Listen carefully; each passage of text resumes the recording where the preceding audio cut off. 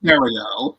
Live from parts unknown, it's Kino Therapy. yes, Kino Therapy. All What's right, up, now What's up? you might be wondering, what are these three wacky white boys doing talking about tonight? Super Bowl? We're a little late for that. Sorry. That's all right.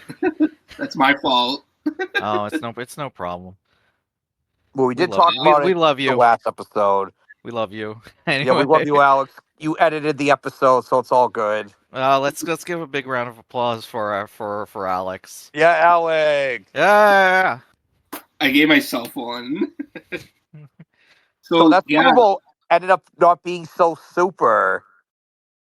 for Kermit the Frog, I was so happy. I was too.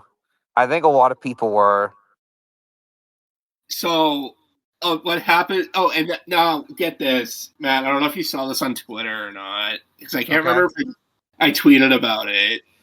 But it's Patrick Mahomes' wife, and she's complaining that the refs didn't do anything when he was getting attacked like an animal. He's being attacked like an animal, like a dog. And I'm like, he plays fucking football. That's gonna happen. Like Alex, I remember during. Well, was it the time was when this was Mahomes, right? Yeah. Was it when he got sacked 3 times in the second In the second quarter. Yeah, in the second quarter. Yeah, it was around that. Yes. Was that all right, yeah, folks. That? Now, I'm usually not the person who usually watches football, but I did watch the Super Bowl. And I was like, wow. I kind of thought, since they were that it wouldn't be so one-sided in the first half. I'm proud of you, Matt. You watched the Super Bowl, and I was like, wow. But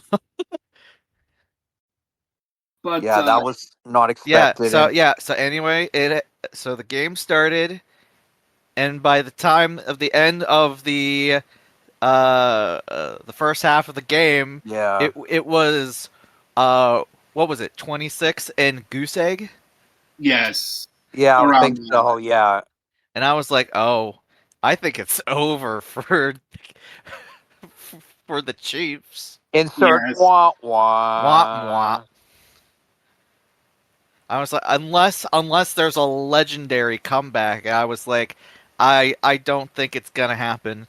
And then I didn't find out because then my phone died. I was at work and I was watching it on my phone.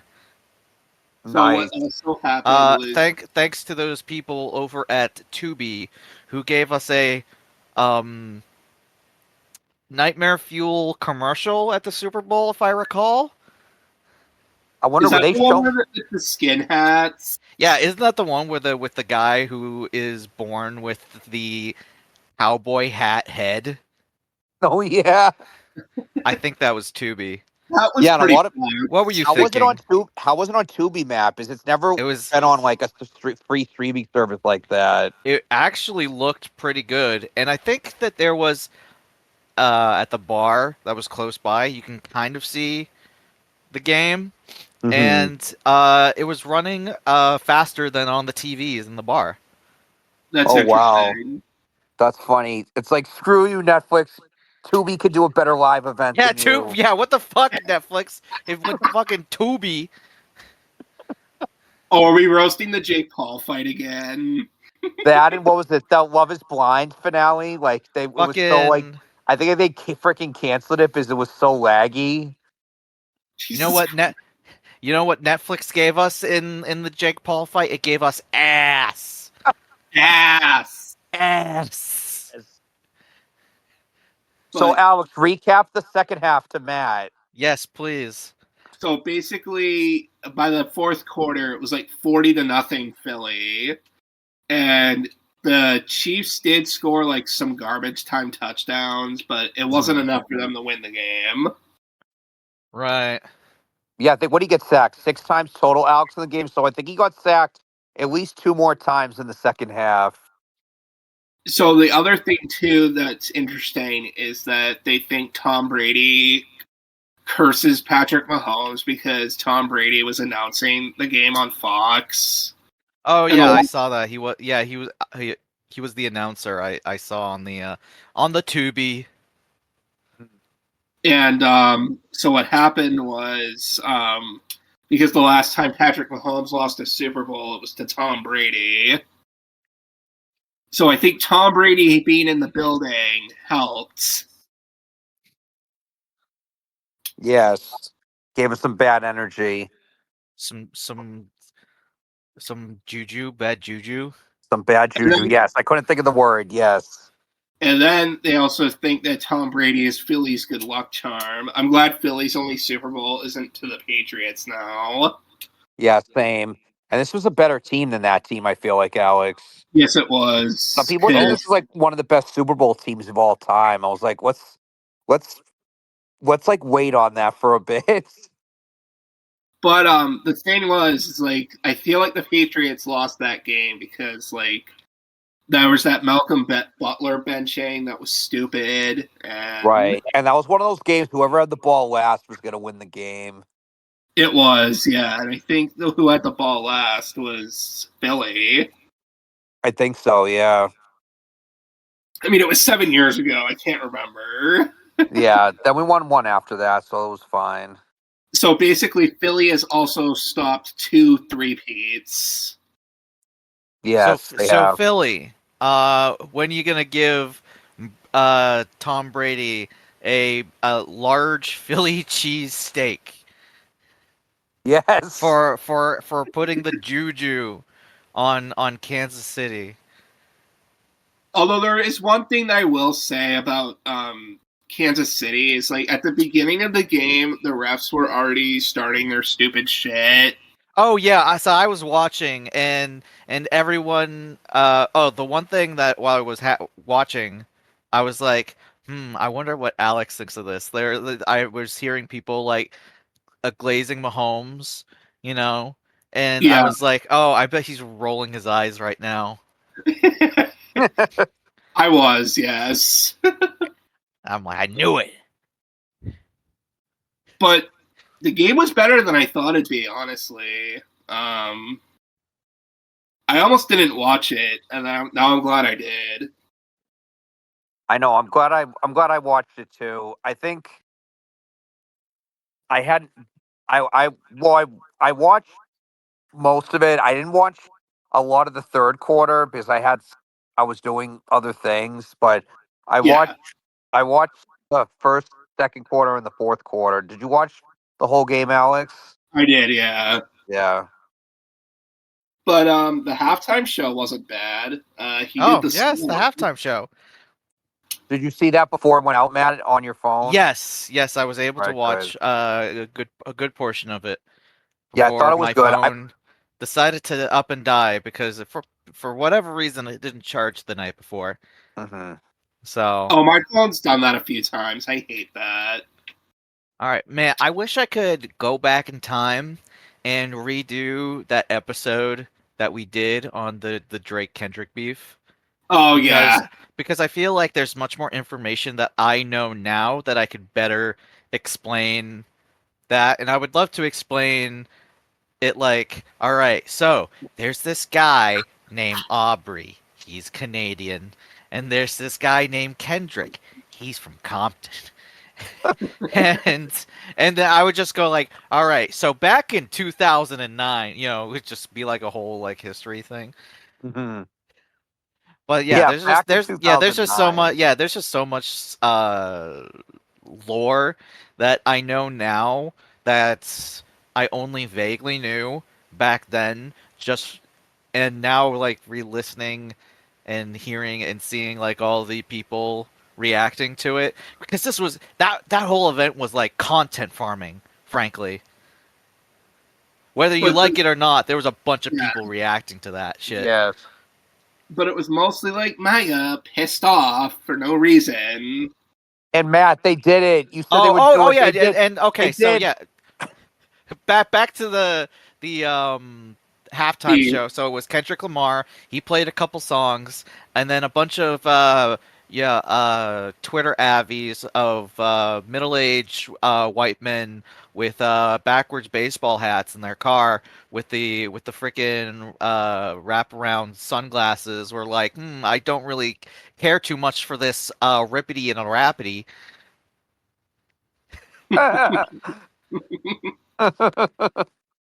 This isn't real music. What the hell? And it's like one of the most watched halftime shows of all time. Yeah, I think it might have been the top one. I think, and it was the Even, most watched Super even Bowl more of so all than time. the Michael Jackson one. Yeah, Wow. and that was It like was 30 years ago. it was the second most Crazy. watched thing on American television after the moon landing. Really? That's Yeah. interesting. Which we all know Stanley Kubrick directed, by the way. Exactly. Yeah, sure. You, you did um, you didn't say it with sarcasm. Oh no. Yeah, I know, I'm just conspiracy theorist. kidding. I've just made you very excited. Oh no. Oh gosh. And Matt, they did it. You said they would do it. They did mustard. Mustard! All And right. they did it So twice. I love the whole thing that he had where it's like a story, and when Sam Jackson came down and he was like, "I'm your uncle, Sam." I'm like, Bam. "Oh shit. Oh shit. Here we go." I was like, wow, this is gonna be interesting. My one disappointment with the halftime show though is that I kind of wish he played more older hits. Like he played Yeah. stuff from Damn, like Humble. That was his like first #1 hit. Mm-hmm. And he obviously played stuff from his latest album, GNX. yeah. And two songs from one from GNX, Luther, which I think might be my favorite song off the new album. Maybe. Mm-hmm. To get back to me in the like couple years on that, and Mm-hmm. I'll mull it over. But I like Luther, and obviously all the stars, and then he's like teasing throughout the episode. Is like, oh, he's like, I'm not gonna sing it. They won't let me sing it. It was like he said, I want to play their favorite song, but they like to sue. And then the background singer is like, what song? And then it's I like, remember dun, dun, that. dun, dun. Mm-hmm. They not like us. And he's like teasing it. And then Sam Jackson's like, nah, you gotta play nice. No, that song is too ghetto, stuff like that. So Yeah. it was Oh because the whole halftime show was basically like black culture reaffirmation kind of themed. Mm-hmm. right. It was all about that basically. Yeah. And Kendrick, he liked that. That's a pun. He did. That was a joke. I got it. Um, he really liked that. Uh, His songs with and SZA were good, I thought. Yeah, definitely. oh yeah, so it was like a bunch of songs from GNX, and then eventually he was like, I'm gonna do it. I'm gonna sing the song, and then like mustard on the beat. Oh, I had to explain to somebody in and my then work what that meant. yeah, it's just basically the producer tag. Mm-hmm. He's just saying the producer. So he starts singing it, and then eventually he gets to the main part, Mm-hmm. and he's like, "Say Drake, I hear you like him young," and he's like looking straight in the camera, like dead eye in the camera, and it's like, Yeah. holy shit, that is so goddamn evil. He is at the Super Bowl, and he is straight up saying, "Say Drake, I hear you Mm-hmm. like him young." You better not ever go to Cell Block 1. Like, holy shit. Like I know Trump's trying to go after Canada, but this is the biggest shots fired at Canada thus far. Definitely. Truly, truly. Yeah, it was like a screw you, Canada. Well, just the one Canadian. Yeah, true. And then obviously he did the TV off where he's like Mustard, and he had DJ Mustard. Oh, I forgot. Serena Williams was there because apparently she might have dated Drake back in the day. I also forgot to mention that in Yeah, my thing I on learned that. My the rap beef. yeah, my dad told me about In Not that. Like Us, he says don't talk about Serena. Yeah, they used to date. Yeah, they used to date, and she's just there, and she's crip walking. So Which was which people got mad that she did that when she won some match, I think. yeah, like over a decade ago or something Yeah, like like a that. while ago. But now she's at the Super Bowl and she's crip walking. She's crip walking on Drake. And then when he sings Mustard, DJ Mustard was there as well. So there was also that. that is true. So, but yeah, so I feel like it had a kind of shaky start because I'm like, what? Even though his performance for the song "Peekaboo" was really good, I'm like, why is this song on, or why is like Man in the Garden on? It's like, why can't we have like something from Good Kid or T-Pab or something like that? But I feel like he just had a specific vision, and it had more to do with what he's doing now. Yeah. Or Yeah, whatever. yeah. So, but by the time we got with the SZA songs, and then obviously the Not Like Us, where everyone joined and said A minor. And did they cut off him saying Holy shit! certified pedophile? Yeah, certified lover boy, certified. And then it went to another part. Yeah. Yeah, and then he just continued with like what? Dot fuck him up. Well, he didn't say fuck him up, but you know what I Yeah. mean. Yeah, it was funny. Yeah, I think he was beeped out like not that many times, but Oh sometimes yeah, they don't the beep one it thing out. that They just people go. the one thing that people are like, I can't understand what he's saying. Yeah, because he has to censor himself the whole time. You know? Right. I don't know. People would probably be like, but why would he swear in the song? That's so uncouth. That's not cool.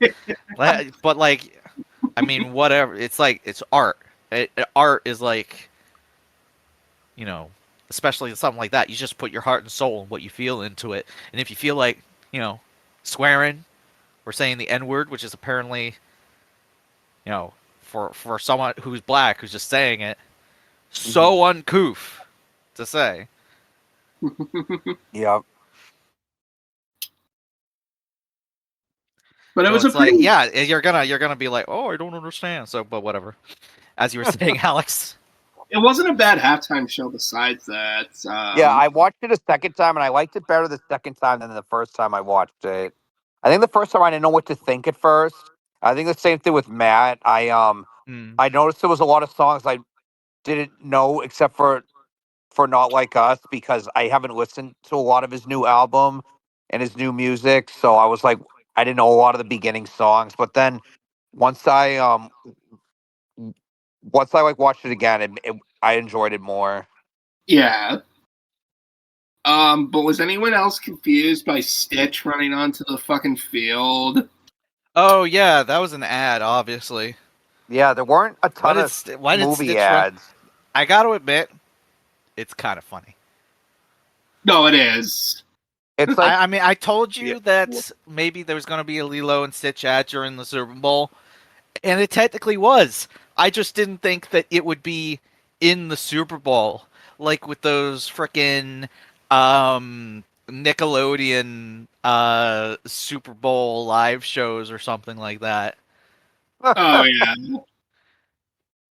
I know I missed that this year, the SpongeBob cast. because that's when we saw the Brutalist. That was happening. Oh yeah. They did the SpongeBob cast again. Yeah, they did it for the playoffs this year instead of Christmas. Oh, okay. Because the NFL was like, Netflix was like, we want football this year. Mm-hmm. It was so annoying. Yeah, so they did it for the playoffs. Yeah, they did the Lilo and Stitch trailer. They did Thunderbolts, How to Train Your Dragon, the remake, Mission Impossible: The Final Reckoning, Jurassic World Rebirth, that F1 movie with Brad Pitt, the Smurfs movie, and Novocaine. I feel like they used to do a lot more trailers than that, but Yeah, I don't know. I think we got all of them right except for Novocaine and Smurfs. Although I don't know if we said F1 or not. I don't know if we said that. No, I don't think we did. No. I haven't seen the whole Smurfs trailer. I only saw the part where it was like influencer Smurf, and then I just see a bunch of people just making fun of influencer Smurf online. Oh my god! Smash that like button. Oh, jeez. And then it's just a bunch of people who are like, yeah, influencer Smurf,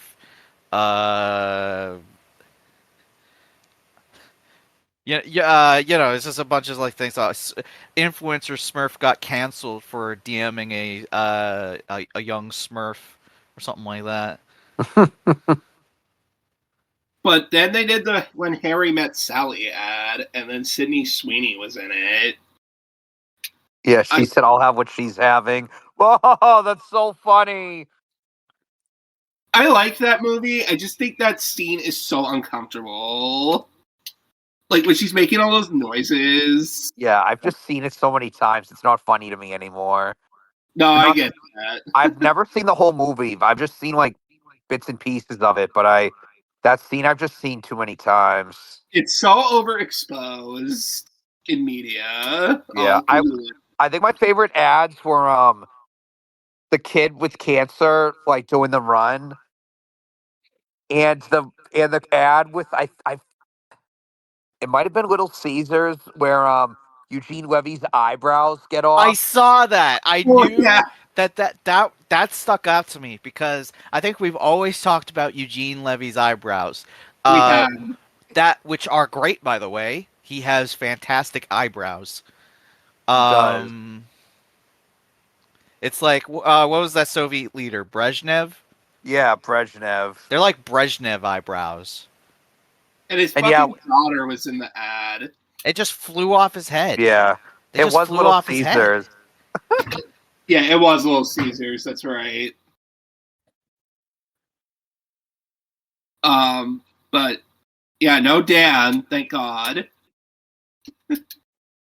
Didn't there wasn't a ton of bad ads that stuck out to me. Didn't Kanye have an ad? He did. But okay, all right. Some markets didn't get it though. I don't think my TV we got it. All right, Did you get it, Alex?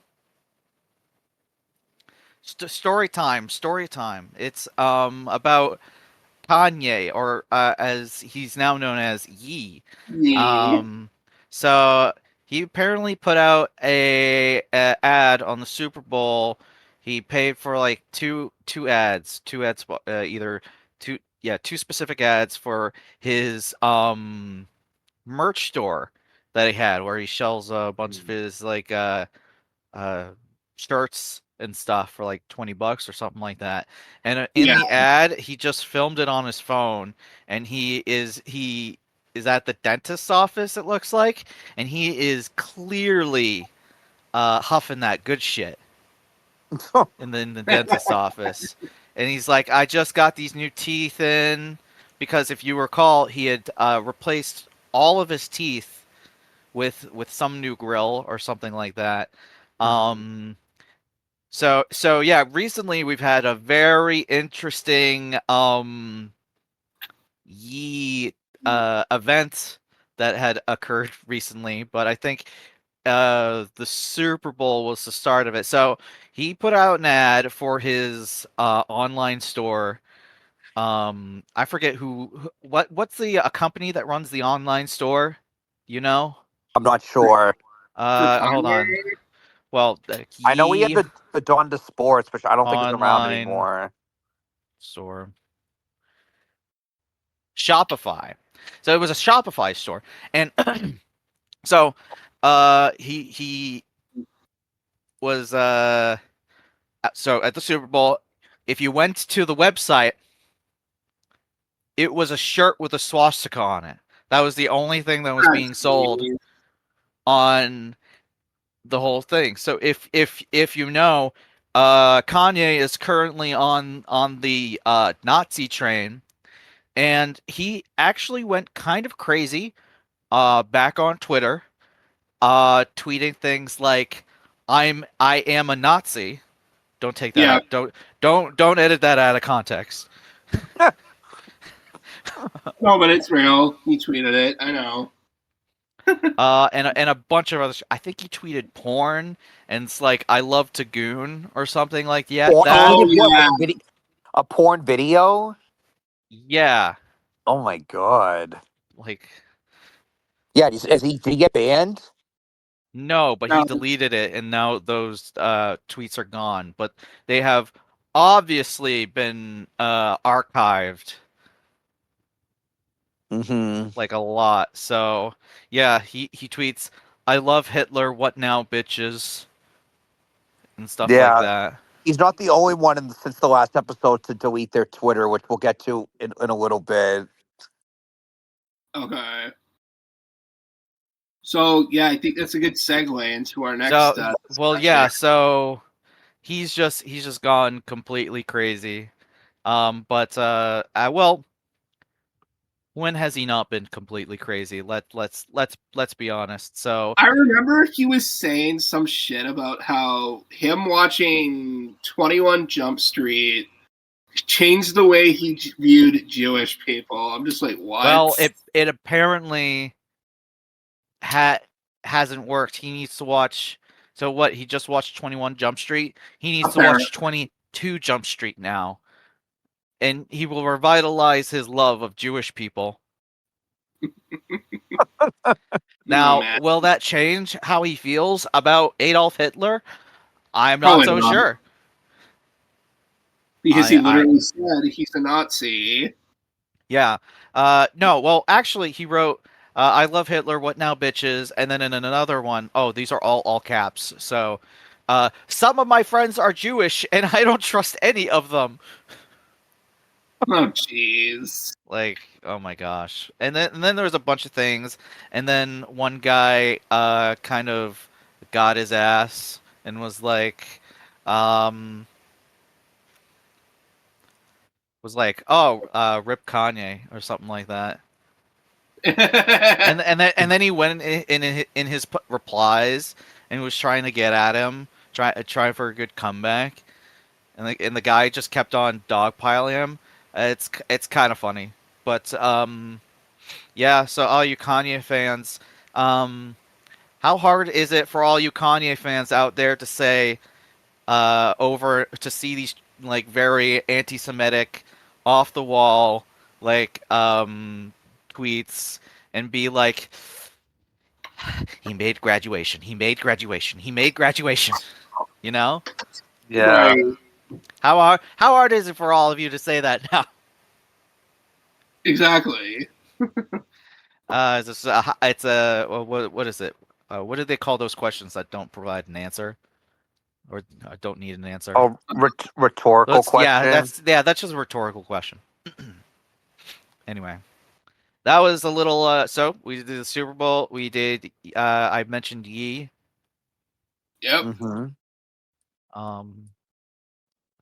What else should we talk about?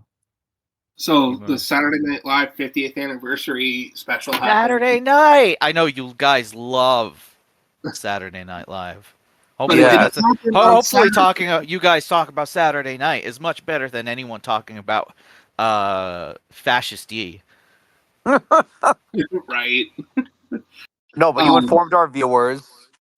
It's a little information. Yeah, if you love separating the art from the artist, you're gonna have a tough time with that one. But anyway, live from the Kino Therapy podcast. It's us talking about Saturday night again. But on a Sunday this time. I think I remember I told you it was like they're doing this on a Sunday. Massive L. Yeah, and I was like, well, they did the 40th on a Sunday, which was also weird. Also a massive L. Mm-hmm. Probably to get more viewers, I imagine. But this one, I went back to the 40th a few months ago, and this one I thought was better than the 40th. What did you think, Zach? I thought this was better than the 40th. Yeah, I watched some old clips of the 40th last week, and I thought, yeah, this one was better. I felt like there was more skits this time. There were, yeah. Yeah. I mean, there's some music stuff, but yeah, I think the music was about. I think the 40th had about the same amount of musical guests. There was less like random monologues that the 40th had. yeah, I gotta go back to that. But yeah, yeah, that was a really good joining. I think my top favorite moment was when Eddie Murphy impersonated Tracy Morgan on Black Jeopardy. Oh, and Matt, get this. The real Tracy Morgan was right next to Eddie Murphy. That must be weird when someone else is impersonating you and they're like right next to you. Right next to you. And I was like, it made that skit like 10 times funnier. Eddie Murphy was on fire. He was. He's like, I'll eat 4 cheese lasagna, not 3 cheese lasagna, 4 cheese. He should have said Liz Lemon in the voice that he does. I know he should have. Because they mentioned 30 Rock. Yeah, they mentioned 30 Rock. And Liz Lemon would have liked the cheese joke. Yeah. Right. Working on the night cheese. Yeah, she would have loved the night cheese joke, but she was around in the show. Yeah, I thought that part was good, Alex, but it went on probably a little too long. Yeah. The Q&A she did with Amy Poehler to the audience. Yeah. It started off really good. And yeah, it did start off really good. I thought it was funny Keith Richards was there. He's like, I left my headscarf from 1988, and then they show Zach Galifianakis with it on. He's like, I don't know what he's talking about. Oh, this was funny. During that Q&A, there's like this thing, and it's fucking John Lovitz, and he's in the American Girl doll store. Yeah, that was random. Because fuck it. But the American Girl doll store is actually not that far from NBC, so... That's right, yeah. I thought Steve Martin's monologue was funny. He's like, the writers are here. There's a special place for them. And then he shows them outside the studio. I'm glad they picked him to do the monologue, because that was really good. Yeah, I mean, he's probably the best host. Their best host of all time. He's hosted 16 times. Only more was Alec Baldwin. Huh. All right.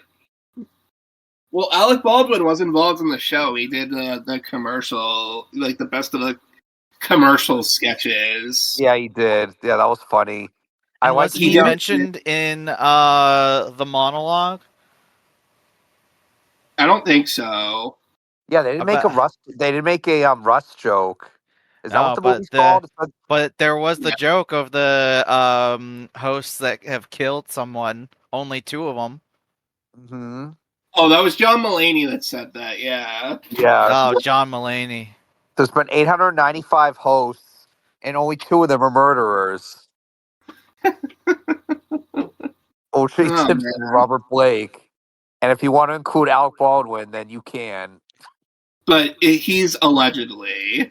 Yeah. They're all allegedly. They all got off of their trials scot-free.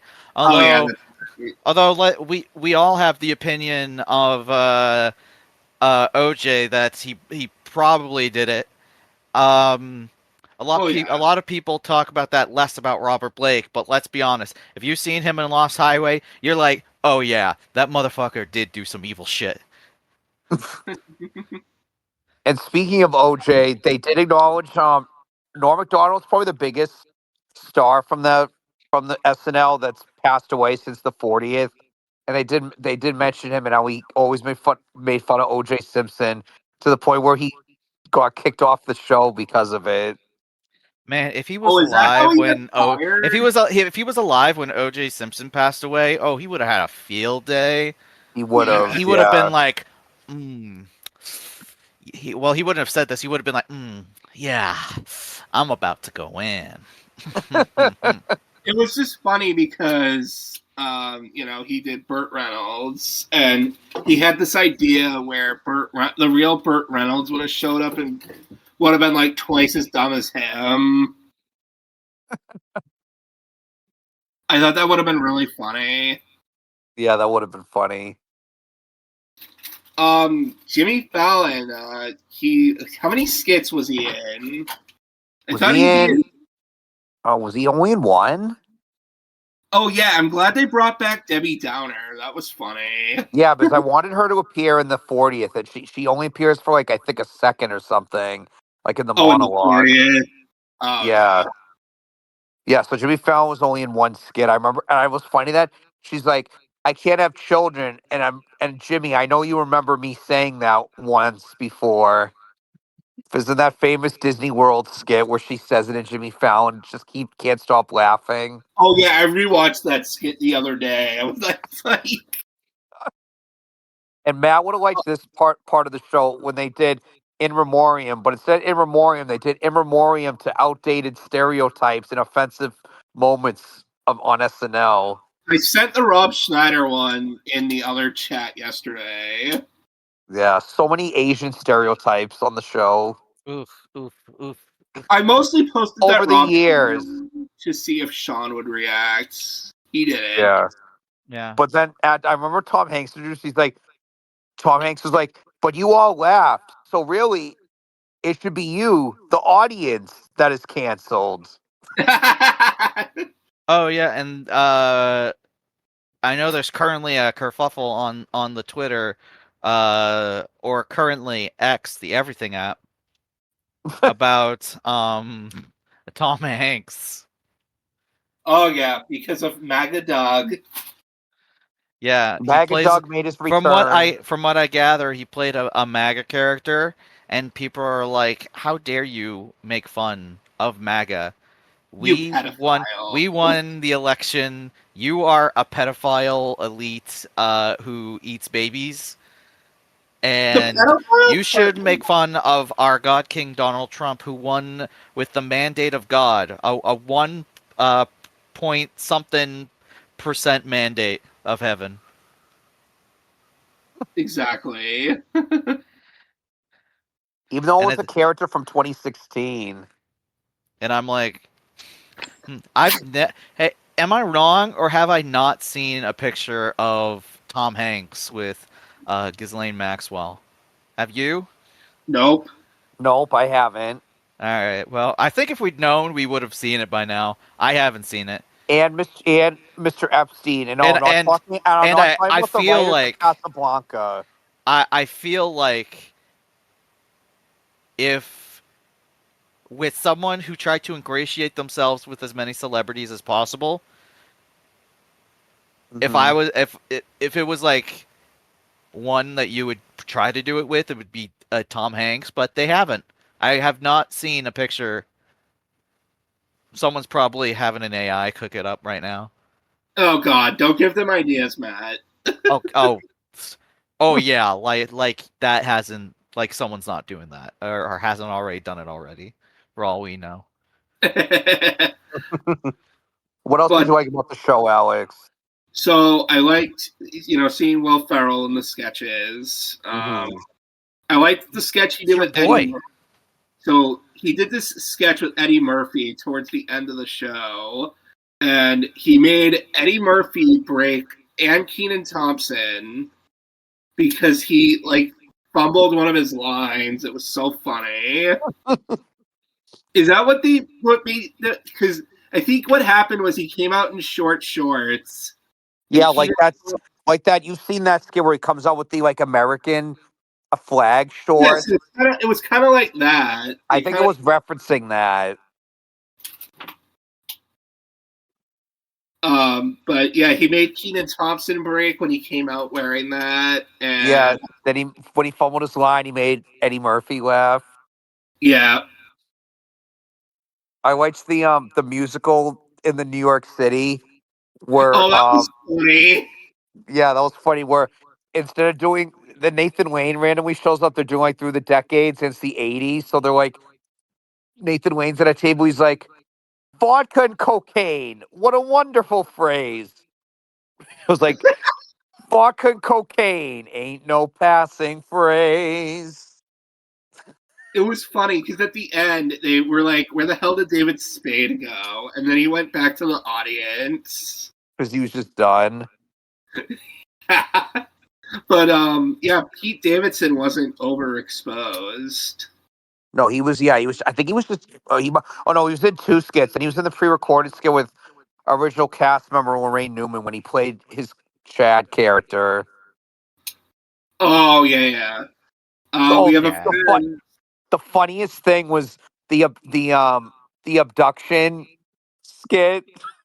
Oh yeah, so Meryl Streep was in that, and it was her first time being on SNL ever, which I thought she was on it before, and Yeah, I mean, I thought she would have been on in the '80s, but I guess not.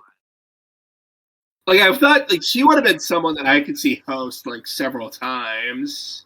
Hmm. Yeah, so she played in the skit. Kate McKinnon's character, Miss Rafferty, who they go over like being abducted by an alien, and Kate McKinnon's character always mentions how it always gets pantsless by the aliens. She's like, "Here I am, Donald ducking it." And Woody Harrelson, and who was the other guy who was the guy that was next to Woody Harrelson in that sketch? I'm blanking. Oh my god, yeah, who was that? I know John Hamm was one of the interviewers with 80 80 Brian. Pedro Pascal. That's who it was, yeah. Yeah. Oh, Yeah, and so get it. I loved oh yeah, this. yes. Jack Nicholson made a rare public appearance. Yes, he introduced Adam Sandler's actually very good song. It was good. Yeah, so I like, Jack Nicholson came back from the shadows, Matt. Mm. He actually looked good. He had a Yankees hat on, which I was confused about because he's a very LA kind of guy. Well, currently he's in New York. Yeah, so it was good to see him. I know a lot of people liked that. I liked the Bronx beat with Amy Poehler and Maya Rudolph, even though like their microphones were like I was like, ruffled. is there something wrong with like my TV? I know, me too. Oh, Yeah, there and was then some technical issues. Mike Myers comes out as Uh, guest who? Linda Richmond, which is so Matt, are you freaking familiar with funny. that character? Huh? Are you familiar with that character Mike Myers plays? Linda Richmond, So when he's like, Speed me up on it. he says, "Talk amongst yourselves," and he gives a topic. I'm feeling verklempt. It's like butter. he's like a middle-aged woman in Yeah, he's like a this. middle-aged Jewish woman who had a reoccurring skit called Coffee Talk with Linda Richmond, Hmm. who I learned he based off of his own mother-in-law. So it was basically a sketch crossover. Yeah. So Bronx Beat was Maya Rudolph and Amy Poehler. Hmm. Originally, was it always like that? Yeah, it was. Okay. I feel like there's something else. Oh, I liked like the skits Andy Samberg was in. Oh yeah, the cast members have anxiety. Yeah, that Oh, was good. I I like bet that. they do. Ha ha. There was that one where I asked you if it was Sarah Sherman as one of the girls too. I liked that one. Oh yeah, that was a good one. It was Molly Shannon and Martin Short as like the bride's parents. Oh yeah, and the Domingo skit. Yeah. Yeah, that's a funny reoccurring. That's a new character that's reoccurring And I with love that actor. Berg.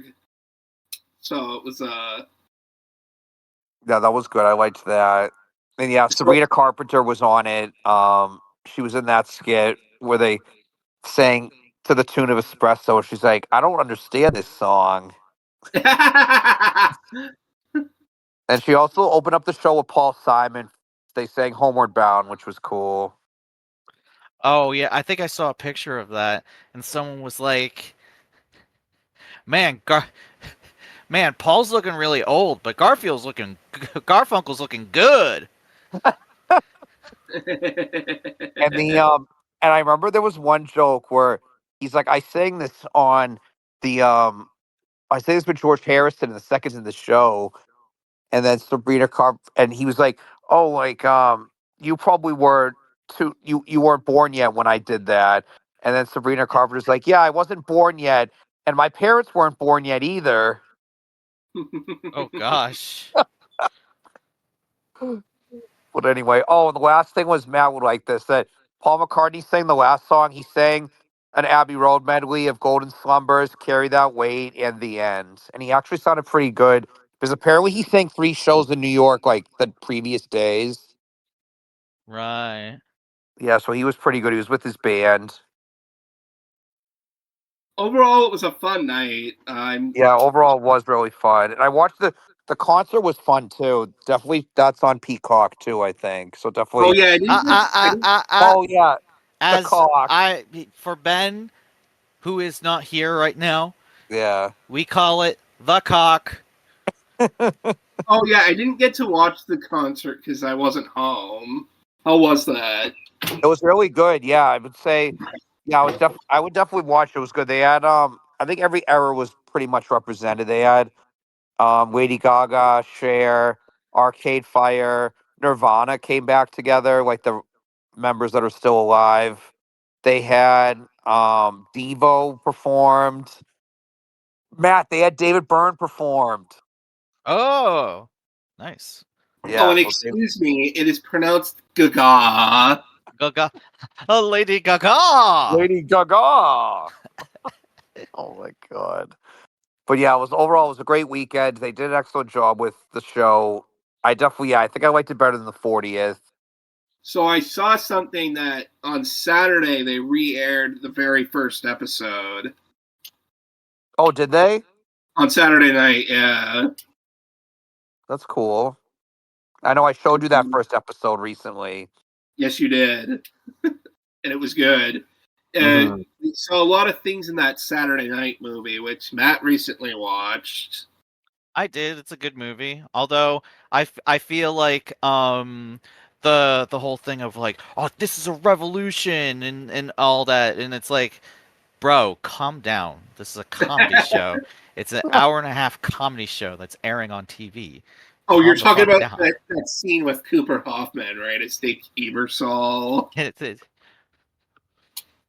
It's like, man, it's not yeah. It's like, don't compare yourself to Che Guevara or something like that.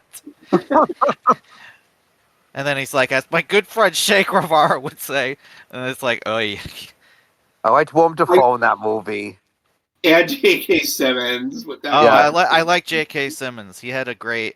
There's this great line he said, and it's a fantastic a line, and he's like, well, I'm waiting for my comeback, and he's like, oh, it's a very like brutal thing. And it's like, oh, if you want my comeback, you're gonna have to. Where he played Milton Berle, who was the worst host of one of the worst hosts in SNL history. But one thing I did see from the concert was Jimmy Fallon doing Soul Man. Oh yeah, he redid the Blues Brothers, and then my sister was like, "Oh yeah, the episode of Drake and Josh that they can't show on anywhere due to copyright. Yep. But you can watch that episode on YouTube. Actually, it's just a recording from when it first aired on Nickelodeon. But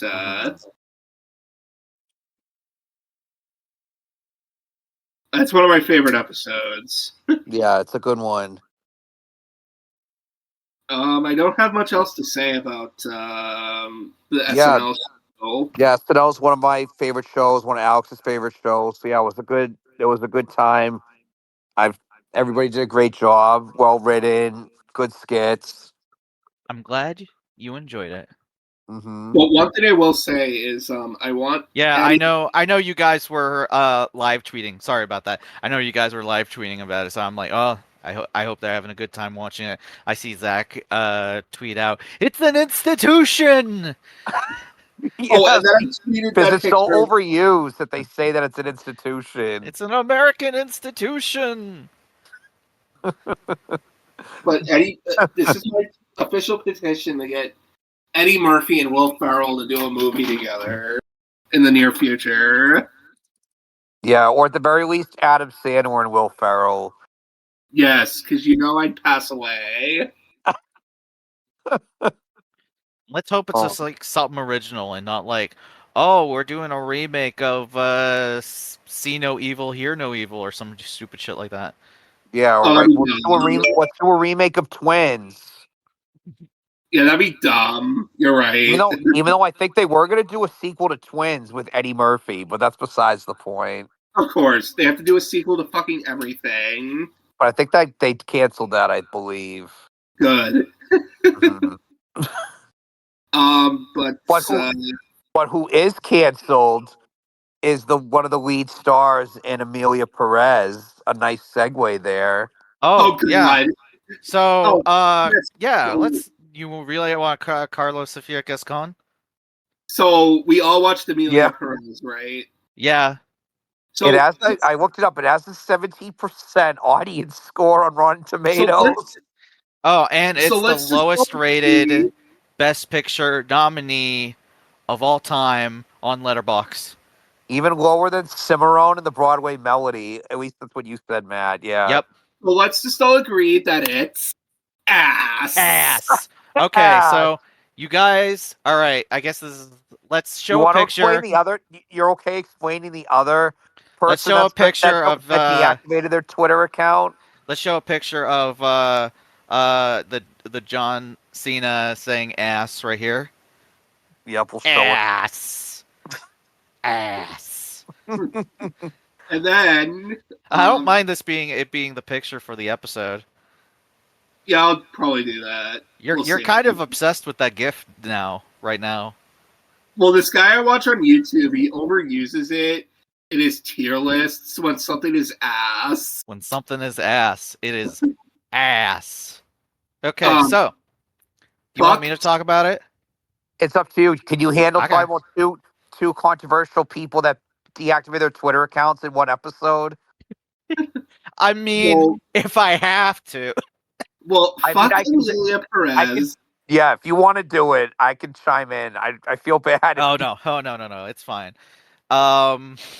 It's definitely not winning shit. Hopefully. So awards update. Awards update section of the episode. So yes, Emilia Perez, Carlos Sofia Gascon is up for Best Actress as well, and Emilia Perez is up for a bunch of other 13 Oscars, as we mentioned before in our big Oscar episode. They don't go watch that. But that's a different time for a different day. So it turns out I don't remember if I had mentioned it briefly, but yeah, I might have. But she has since. So I mean, it's a big deal. She was the first openly trans woman to be nominated for Best Actress. That's huge. Kind of wish it was for a better movie, but that's beside the point. But it's still a pretty huge deal. But now I wish she wasn't a very racist Spaniard. Yeah, which I didn't know that she was. I mean, I I feel like I remember that the director said like one or two things, but they weren't nearly as bad as what you're Well, about to tell us. he's also French too, so there's that. Yeah. That's But his were like minor compared to what you're about to talk about. well, his thing was all like, "Oh yeah, I didn't have to research anything about Mexico to make this movie set in Yeah. Mexico that I made with an entire non-Mexican cast." Which I believe Mexico like despises the movie. Oh And yeah, it's like, I think there's a bunch of people in Mexico that made a short musical entitled like Joanna Sacre Bleu or something like that. but Making then fun there of Yeah. was like a scene like a where he was musical made like, with non-French people about France. Mm-hmm. but there was a tweet where he was like, if you guys didn't like the movie, you just didn't watch it properly or some shit like that. I'm like, really, dude? Yeah, Matt, you're right. A parody. Is this in a parody short film? Yes. Yeah, Yeah, Johann Scrabbleu. Yeah, Joan Sacre Bleu. Yeah, set in France, featuring stereotypical French accents, but starring Oh. Mexicans and filmed in Mexico. And Very then it's it was directed by a trans Mexican content creator. yeah. Oh my So god. Anyway, sorry, I so didn't mean to someone who repeat some is of what you just Mexican said. and trans. Yeah, sorry, I didn't mean to repeat So what you already oh might have yeah. said. Yeah, that's no problem. So man, there was a whole section about Carlos Sofia Gascon's controversies on the Wikipedia page. It has since been removed from the page. So Oh, but I can still see it. um on the Academy Award page.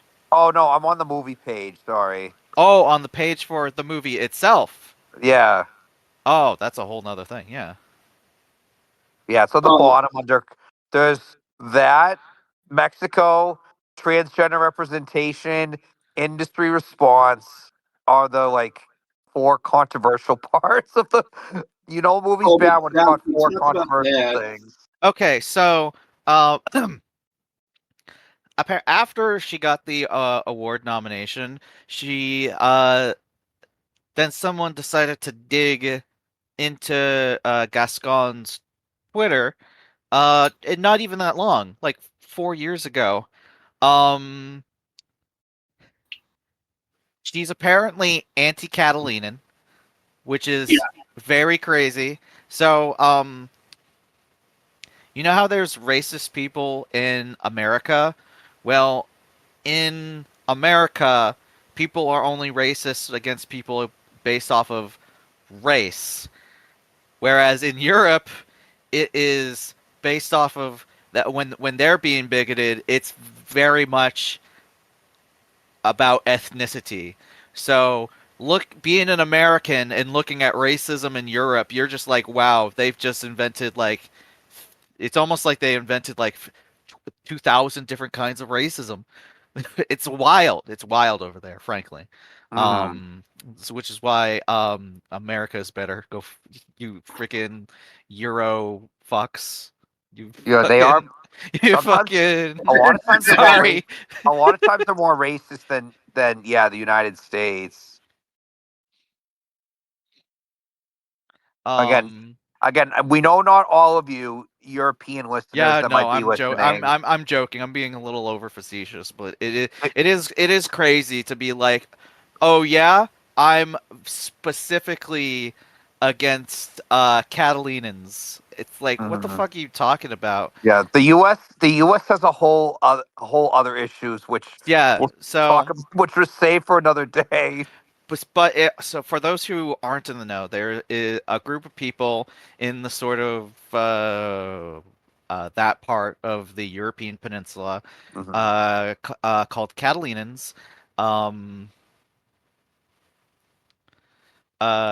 they basically there's a part of Spain, like up next to France, called Catalonia, right on the Iberian Peninsula. So it's those people that live in that area specifically. So it's just wild to me that there's like I am specifically So it's like I don't know. I don't understand. There's a whole there's probably like a whole historical context probably that I'm missing with that maybe. Yeah, and I remember they had like a referendum when I was in high school to separate from Spain, but I think it ultimately True, yeah. failed. So there was that. Um, Tweets that attacked Islam. Hmm. Obviously, I mean she's European, so she was probably like all the migrants, during the Syrian migrant crisis that happened in Europe. Um, uh, Being racist against Chinese people, which was a very big thing in 2020. If you don't remember, it had something to do with the Yeah. COVID. Hmm. The Very Rona. very very unnecessary, absolutely. So verbally attacking Muslims and Chinese people. And she attacked diversity at the Academy Awards, specifically the awards for the 2020 to 2021 Academy Awards. She called it a uh, an Afro-Korean festival. Oh, what? Yeah, so she called it a that the Oscars have become a Afro-Korean festival, a Black Lives Matter demonstration, or International Women's Day, something along those lines. Um, Good God. that it was That's so because messed that up. if you don't remember, that was the year where both Danielle Kaluuya and Jung Sung Young won for Best Supporting Actor and Actress that year, I was gonna say and that was, deservedly, they were the best yeah, they were the in the best. category for their specific awards. I would say, Matt, Um, that wasn't even the year where they had the all black producing team led by Will Packer, but that was which was the Oscars where the slap happened. Oh, right. geez. And also, it's got some spicy tweets about George Floyd. Oh I my bet Oh, god. bet you can God. imagine what they Ins- might be. insert Fozzie Bear putting his hand on his face meme. Yeah, yeah. Absolutely. You know immediately. So, they caused a backlash. She apologized, but then she deleted her account. Yeah. Um, And then apparently she did an but hour long also interview. I want to say, if those people out there who responded by being like, "Oh well, you shouldn't gotten the award," and that the it called her like a man pretending to be a woman. You can go fucking die. Yeah.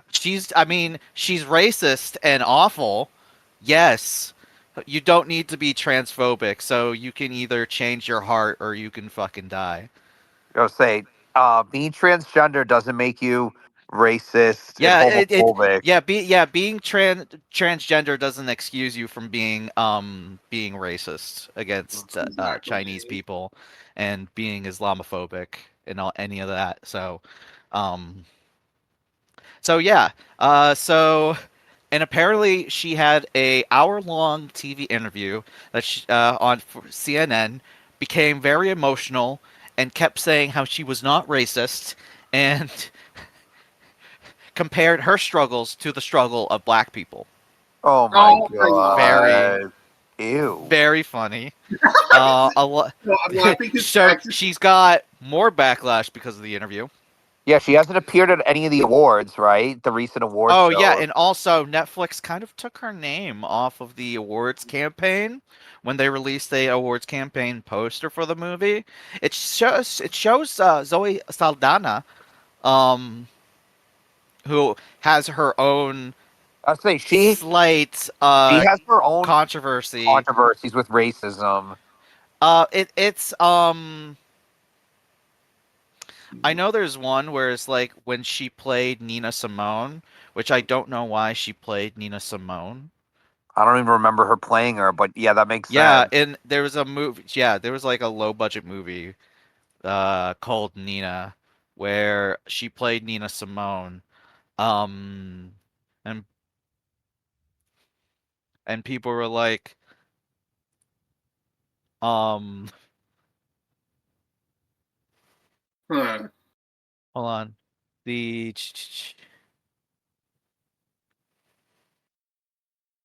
well, at first she defended the role, and then she's like, "Oh, now I don't defend the role." Now 10 years later, Can't so you make up your mind? Yeah, that's weird. Yeah, I don't know specific her yeah, controversies besides because that, but yeah, they were like, is she performing like blackface? That was the deal. That was the whole thing. Oh man. yeah. But then what? The movie looks like came out 2016. That she apologized for taking the role in 2020. So she's like she had 4 years to say something. Well, I Oh, mean, we're talking about Zoe I probably Saldana. would have forgotten that I started Nina like after making two Avengers movies and another Avatar movie. Avatar movie.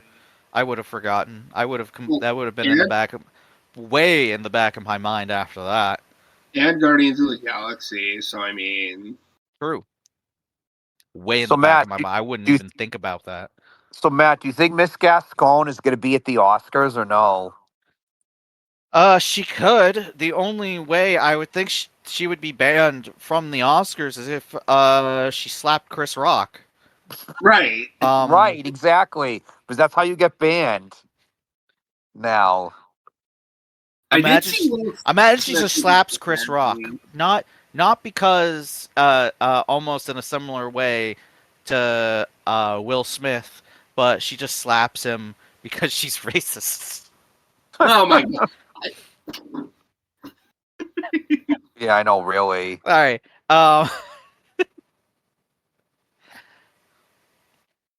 It also doesn't excuse the movie from being terrible. Oh, also, apparently, Gascon called Selena Gomez, who is the co-star and the person who played her wife in the movie, like a rich rat or something like that, which is Oh, for the very love of funny. fucking Yeah, God. I think it's because there was a feud between her and Haley Bieber because they both obviously dated Justin Bieber. That Haley Bieber married her, so I guess Gascon was a Haley Bieber stan. I guess, I guess you could say that. or took her side in their feud. Hmm. Interesting. That's almost like when Trump took sides on Robert Pattinson, Kristen Stewart. Oh my God, that's right. Wait, can you remind me what he said again? I gotta find the exact tweet. They meant His she old meant tweets were fire before he became president and yeah. decided to ruin Oh everything. yeah, no, they were. Kristen Stewart mentioned it, Alex, in her SNL monologue when she hosted last. Well, wait, he said something about how Robert Pattinson should leave Kristen Stewart, and he'd thank him later. After So, Friday's Twilight release, I hope Robert Pattinson will not be seen in public with Christian. She will cheat on him again. I loved his Twitter before he became president. I mean, he still had fire tweets his first presidency. Robert Pattinson should not take back Kristen Stewart. She cheated on him like a dog and Oh, I will do remember. it again. Just watch. He could do much better. Yeah, it's like weird that he was obsessed with that relationship. Dude, in another life, in another like everything everywhere all at once kind of life, he's Mhm. just a gay guy who's at the red carpets just being like that dress, honey. That's not, you know? Oh my gosh. But anyway, what do you guys Really, in what? this life, the thing he should be doing is just golfing. Right. Yes, golfing in Florida. But you were gonna say something, I Zach? was gonna say so they did the BAFTA nominations and well the I should say they did the winners And BAFTAs, there we've got the winners. We got the winners. we have the winners. And honestly, there was not too many surprises. There were a few. Some of the things I expected, like I actually thought Conclave was going to win Best Picture because the director's last film won a bunch of BAFTAs. It won Best Picture at BAFTA. It did, and like the most for a foreign film, I think. Is this the one where Honora won Best Picture? I just wanna. No, that was award. Matt. Honora didn't win Best Picture. Yeah, that was the Producers Guild, right? That was Producers Guild and Directors Guild, and it won the Writers Guild. So it swept. So it swept all of them except the BAFTAs, where it won, where Mikey Madison won leading role, which was very surprising because we were like, oh, is it going to be if Demi Moore wins this, having won the Golden Globes, and having won like a Critics' Choice, we would have been like, oh, this is Demi season. This is Demi season. So we interested to see how the SAG Award goes this weekend. Yeah, so who even knows? Yeah, I mean, who even knows with this category at all? I know. I feel like the only locks are probably supporting actor and actress because they both won again. Kieran Culkin for Real Pain, Zoe Saldana for Emilia Perez. Okay. Yeah, I feel like supporting this year, those are locked. So sadly, I mean, man, they usually I wish most of the time they are usually, but this year especially. Man, I'm very sad Margaret Qualley is not in the supporting actress category. No, she should be. That's the thing. I know. I know. She wasn't. She didn't make the BAFTA either. I noticed, and the lead, and I'm Still Here didn't make Best Actress for the BAFTAs.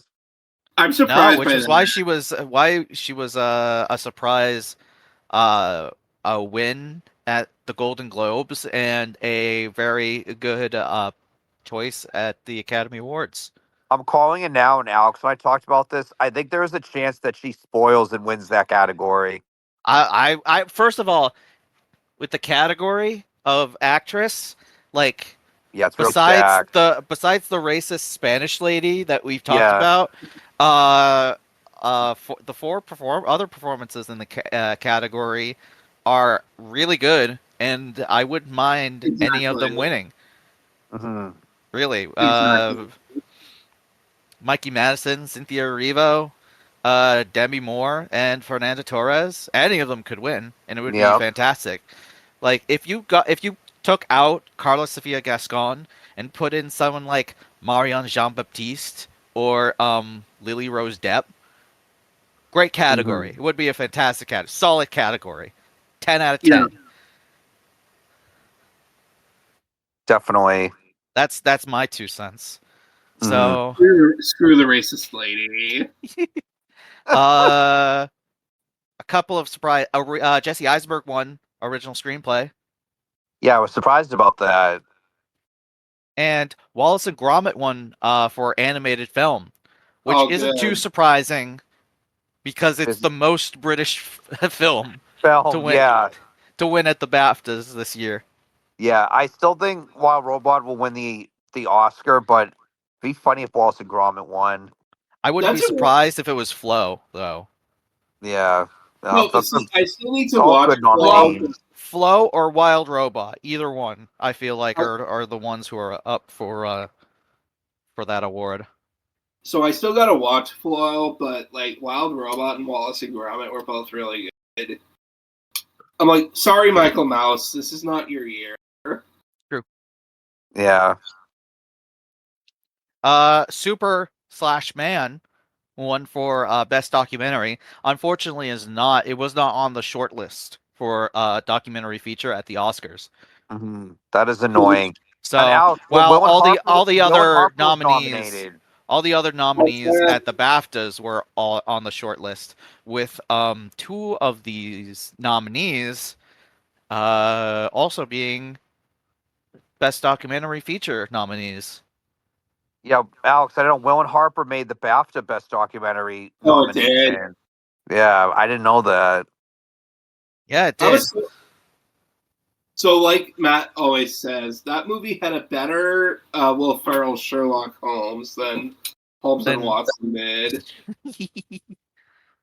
I know it. I can tell because it is the movie that made you break a water bottle. Oh my god, I forgot about that. Yeah. It's the only Will All Ferrell right. movie. Film viewers club lore. Film viewers club war. Club lore. Would you mind telling them? Sure. So we got together on a film viewers night to watch Boogie Nights. It was I Boogie remember. Nights.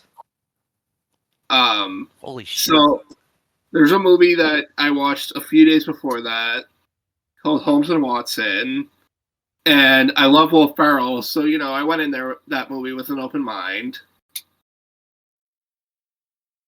And that movie pissed me off so much that I broke a plastic water bottle while talking to us after film viewers. Yep. It was very funny. I don't know if Zach was there for that, but I don't think I was. Not to the hard plastic water bottle though. It was probably not funny for that. If I was a water bottle. But Holmes and Watson, it makes a reference to MAGA and all this shit. And I love Will Ferrell, but that's one of his few movies. And I'm just that's enough for me, dog.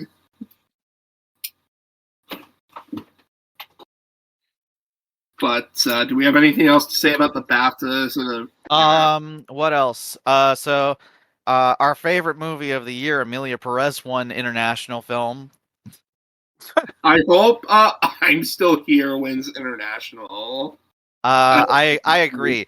So in the time between last episode and this episode, I watched each of the international film nominees. My favorite might be I'm Still Here. So that's my hope that'll win. Oh, and what else? Kneecap won Best Outstanding debut from a British writer, director, or producer. Which I just finished watching today. It's a really good film. Yeah, Kneecap. it was different. I liked so it. Kneecap is a comedy kind of musical drama about the band Kneecap. They're a real band. They're an Irish band that rap in Gaelic. And the people in the movie are the band. Mm-hmm. Yeah, they play themselves. Yeah. What's it on? It's on Netflix. Okay. Yeah. Oh, also, not only does it have the 3 members of Kneecap as the leads in the movie, but it also has other actors in supporting role, like Michael Fassbender, who plays one of the members' father, who is a former Republican paramilitary guy. Yeah, Michael Fassbender was in. Which, yes, I forgot he's part Irish. He's Irish German, I believe. Yeah, that was a good one. Yeah, I was surprised that didn't get any Oscar nominations, right, Matt? No, but it was on the short list for international film. Yeah, and I think there's one of the songs might have been too. But yeah, the BAFTAs. I mean, Man, every other category. Can I also say how the song category at the Oscars is shit? We have the 2 Emilia Perez songs. We have the obligatory what's her face? Freaking Diane Warren song. Which is always I don't know. It's always about the movie wasn't even that good. It was in, wasn't it? It's always about standing up. And, yeah, it's a freaking Tyler Perry movie. What? Yeah, which I'll probably end up watching. It's a freaking Tyler Perry historical drama about black women in the military. Which maybe I'll watch for Black History Month, but it's on Netflix. So I mean, if there's a movie for Black History Month you wanna watch, you can watch that one, I guess. But I was like, I'm not. Although Boys in the Hood is on Netflix, and that's probably Watch a better Boys in the movie Hood. to watch. Watch Boys in the Hood. It's I'll a probably watch great that Boys in the Hood. first. Great movie. Yeah. Great movie. Those two shitty Emilia Perez songs. Two Emilia Perez songs. One, the obligatory Diane Warren song, and and an Elton John song, which I feel like, in comparison to the last one he was nominated for, this one's sauceless, dude.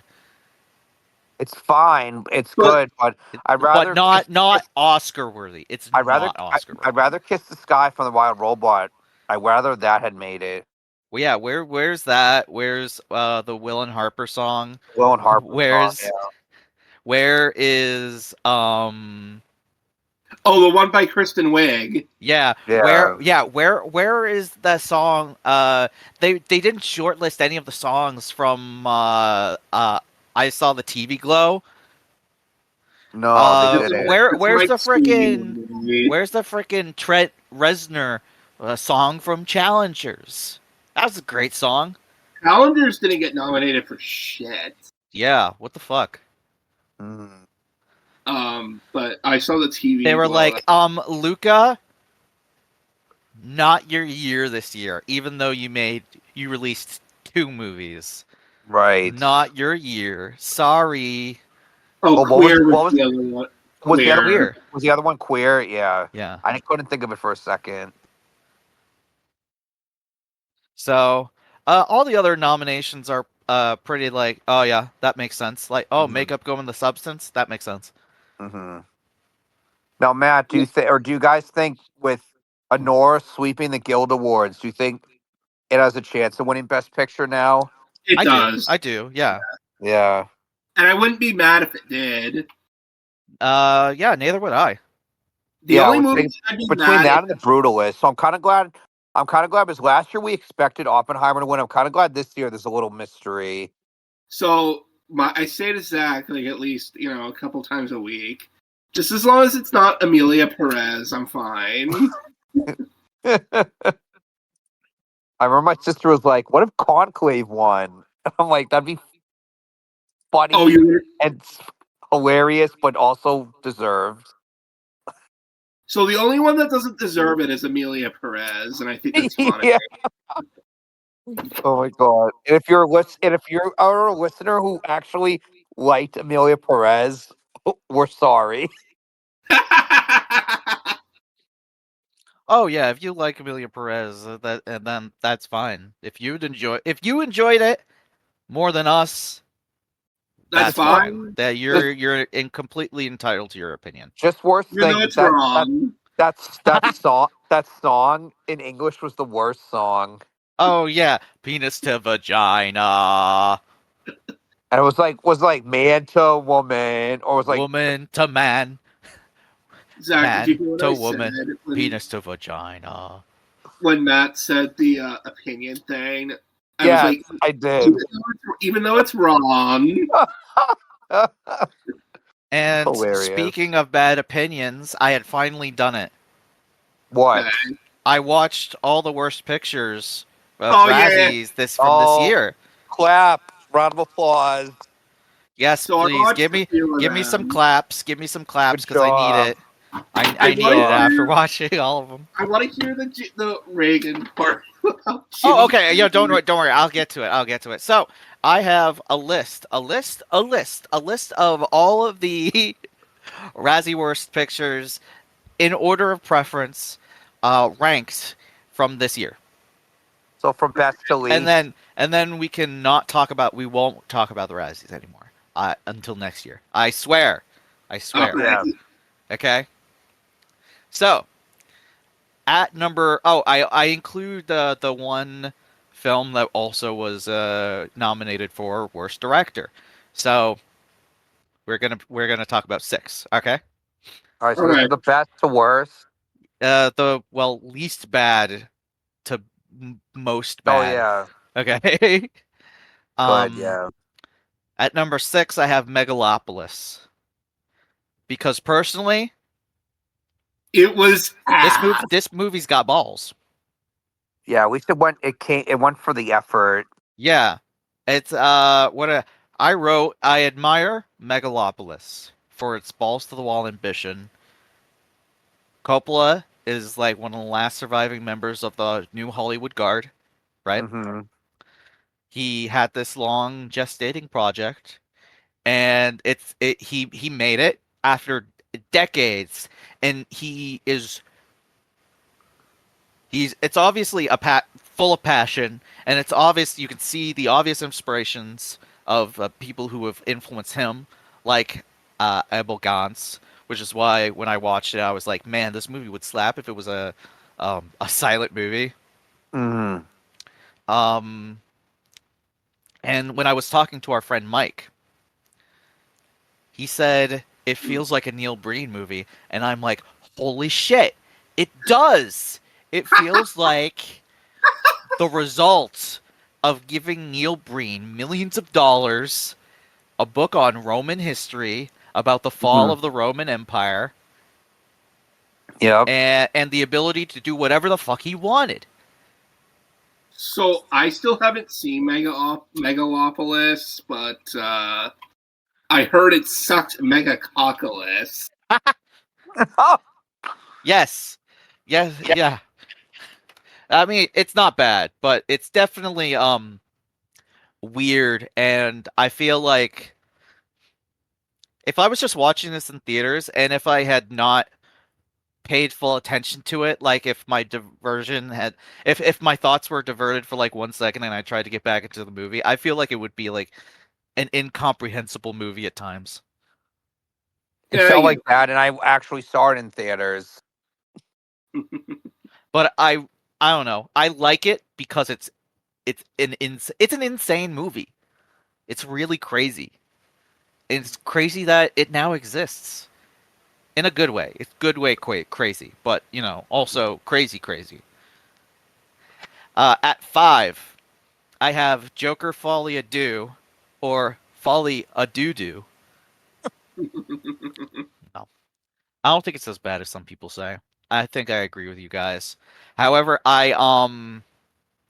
it lacks the suspense that I the didn't original hate film it. had. I just, Like there's moments where it's like, oh, I'm supposed to be like, oh, like in suspense or have some tension or like, but I don't feel that the same way that I did in the first film, where there was like tension like before he kills someone or something along those lines, or before he does something, or the like moments of like pure cringe in the first film where you're like, oh, I hate being in this spot, like there's like great like visceral kind of physical things that go on in the first movie. Uh that are lacking. If that's my one critique, well, I have two critiques of this movie, two big critiques of this movie, because I think it's a immensely watchable movie, and if you hated the first movie, I think you might like this movie in terms of like taking down a movie. Like it really like deconstructs the first movie in some sort of way.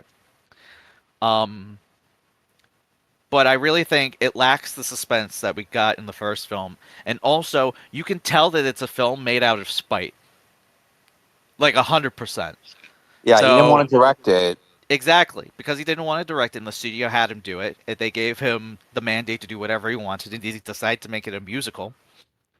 Um, I should have known it wouldn't have been as good as the first one when they announced it as that. I should have known. I was kind of excited because I thought it was going to be just like, in a way, like Megalopolis, this balls to the wall film with ambition. But I don't even, I it almost reaches that level, but it doesn't quite reach it. It doesn't Yeah. reach. I don't think it reaches for greatness, and I think it's just because of that it's a movie that is so clearly made out of spite. Yep. Uh, and I think movies made out of spite don't really make good art. Like there can be like parts where it's like of a movie where there's a scene or something like that where it's basically a fuck you to whatever producers or it's just someone that they don't like or to like as like some sort of political stance or something like that. But I mean, I feel like the spite is the movie, and I just don't think it makes a good movie. However, Hear me now, quote me later. Joker Folie à Deux is going to be the latest entry in the long line of cult classics in a couple years' time.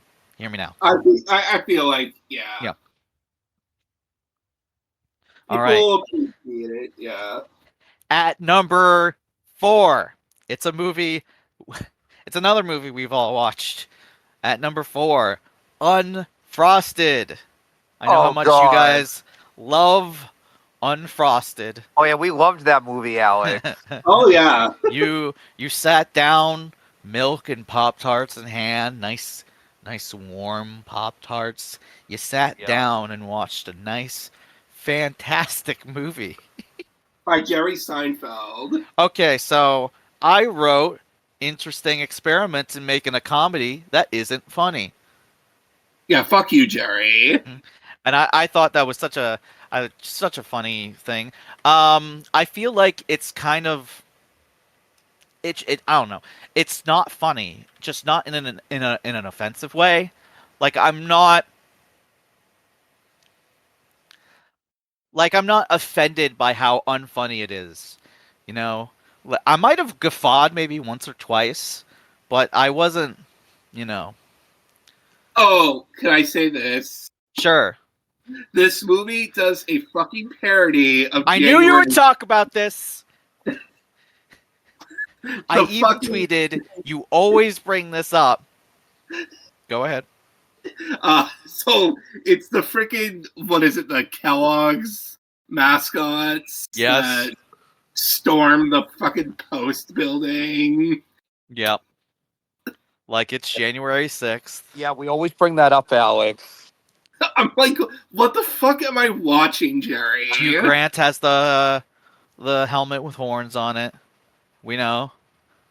Hugh Grant was a fucking dickhead in that movie. Holy shit.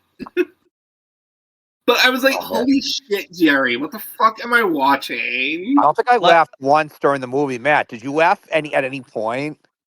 Like I said, I might have guffawed maybe once or twice, but it wasn't like a huge belly laugh or anything like that, or anything with any like real purpose. I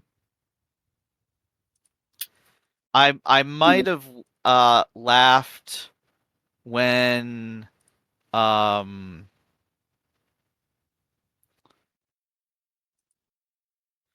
I saw Peter Dinklage, maybe.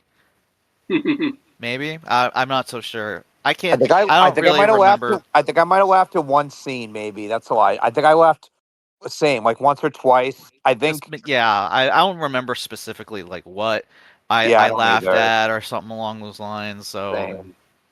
I don't remember. But and then there's but Amy again, Schumer, and I actually didn't hate Amy Schumer because all right. In the movie, I just feel like everyone's on autopilot. She feels like she's kind of trying, but Jerry Seinfeld is the one that feels like I'm not doing shit. I'm just playing Jerry Seinfeld.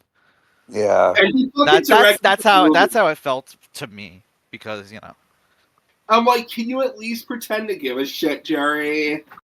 And even with McCarthy, I felt like was phoning it in. She was. Yeah. She's the reason I wanted to watch that movie in the first place. Not fucking Jerry Seinfeld. Anyway, this movie was just not really funny. Yeah, ass. Yep. Again. But just not funny. Wouldn't really recommend. But it is unfortunate because apparently Jerry Seinfeld was working on this for quite a few years. Do better next time. Yeah, he was working on the script for about 17 years. If you want to learn more, search up Jerry Seinfeld 17. I hate you. Oh my god. Maybe he shouldn't date high schoolers. Maybe he shouldn't do that. No. I knew you were gonna make that joke. Maybe. Oh God. But what's after Unfrosted? All right, at number 3, we have Raiders Okay, I want to hear about this fucking scene again because it's so fucking funny. Okay, all right. So okay. There's a scene in the movie where Randy Quaid, who's playing Reagan, who looks nothing like Reagan, You mean but Dennis? yeah, Dennis Quaid. You said Randy. No, I thought I said Dennis. Oh, okay. Anyway, go on. If I said Randy, it's probably just because this scene makes me Randy. It's so good. I love it. So anyway, it's like before Anyway, the so 1980 Dennis Olympics, right? Dennis Quaid in Reagan he's in the living room. He's watching TV. And Jimmy Carter is on, and Jimmy Carter says something. I forget what it was. It was some speech that was televised or something like that. And Ronald Reagan, he's just standing in the middle of the living room watching the TV, and he backs to Carter, and he's like, "Yeah, Jimmy, yeah," and like you can hear him, and I'm like, "Oh my God." He's like a Republican dad that watches TV. He's got his arms folded and shit. I paused the movie. I was laughing for a good like 4 or 5 minutes. Zach, do you It remember this was part? Because I I know do remember you. that part. Yeah, because I also saw the movie with a. okay. What was Jimmy Carter saying? It was probably like a famously televised speech or something like I think that. it was something. I might have been. I don't know if it was something about the economy. I forget. Yeah, it was something about the economy. Yeah. Imagine, dude. I feel like I should watch that movie just for that scene. No, Mhm. all right. It's so long. It is 2 hours and 20 minutes But does of it feel like. longer than that? Once it gets to the last half hour, you're like, "Fuck me, end already, end." Oh, I Ah, hate movies like that. because it's all okay. Reagan is all about it. It's not too concerned with the various sort of things that happened with Reagan, right? Because Reagan's an interesting man whose life went from kind of somewhat like progressive beginnings to being like the most like conservative man in America. Weirdly enough, um, obviously he was a union guy in SAG. He helped with a lot of strikes, including the 1960 strike. But then eventually he became, conservative, anti-union guy, and he helped he broke up the union for the airplane workers, the airport workers. Oh God. So he was a guy full of like sort of these contradictions of like in life, That would be interesting. I would like to say something that kind of delved into that, but no. What this movie wants to focus on is his fight against communists and how Ronald Reagan was the person who helped bring down the Soviet Union once and for all, and how Oh my he was God. the big ass fighter against communism and stuff. Are you fucking kidding me? God damn it. So Also, this movie's inaccurate. It shows that he became the vice president of SAG in 1945 when he actually became vice president of SAG in 1946. oh my God. So they didn't even do the research. So the funny thing is, I was telling Zach this. This movie was directed by the same guy that did like fucking Bratz and Soul Surfer and all these other shitty movies. So it doesn't surprise me that he did a movie about Ronald Reagan. Basically, Yeah, I think this movie just came 20 years too late. it did. Like And like, if why now? it came out like after Reagan had passed away, it would make so much sense because it was during the Bush administration. It was during like this big like conservative kind of trying to match with the culture. Like they were doing the whole freedom fries thing and stuff like that. Mhm. It would have felt more in line because people still looked up to Reagan. Do Republicans even admire Reagan anymore? I don't think not as much as Would they do Trump. would they look at Ronald Reagan like and what he really stood for?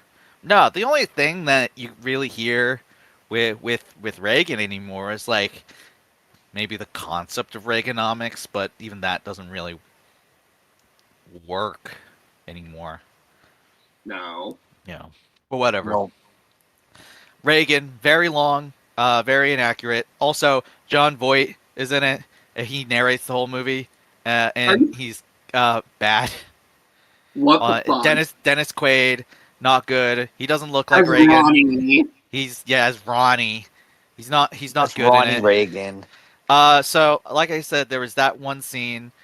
There is like moments where it's like kind of funny, like when the three leaders of the Soviet Union just die one year after another, and he's like, "How am I supposed to talk to them if they keep dying?" You know what? He has a point. He has a point. He had a point. Oh.